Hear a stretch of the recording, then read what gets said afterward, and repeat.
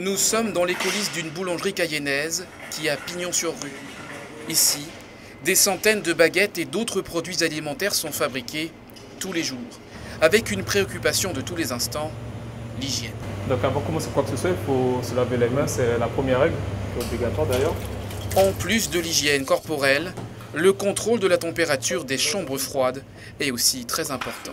Filmer les produits et ensuite à l'enfournement, donc voir que ce plan de travail est correct pour pouvoir poser nos produits planifiés. Et la dernière règle surtout, c'est avoir un magasin propre. C'est en respectant toutes les normes d'hygiène que nous pouvons être certifiés de boulanger ou restaurateur. Respecter les normes d'hygiène est une obligation, mais cela fait surtout partie du rapport de confiance entre l'artisan boulanger et les clients. On les mange, la nourriture, donc il faut que ce soit bon, faut que la grille, la vitre soit propre et que la nourriture elle soit bonne aussi. Les boulangers doivent répondre régulièrement aux interrogations sur la qualité du pain.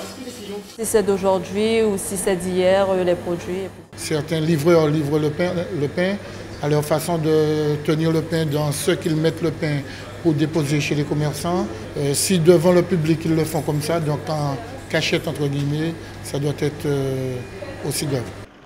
Il existe une quarantaine d'artisans boulangers en Guyane, tous inscrits à la Chambre des métiers. L'institution consulaire organise régulièrement des formations sur l'hygiène, en plus des obligations strictes pour l'exercice de la profession. Il y a des laboratoires, notamment un, voire deux laboratoires qui existent, un ici, l'autre en Martinique, qui fait des prélèvements tous les mois. Le boulanger doit attester avec des documents qu'il pratique les autocontrôles recommandés par la législation et que, dans le pire des cas, s'il ne le fait pas, il s'expose à des sanctions sérieuses.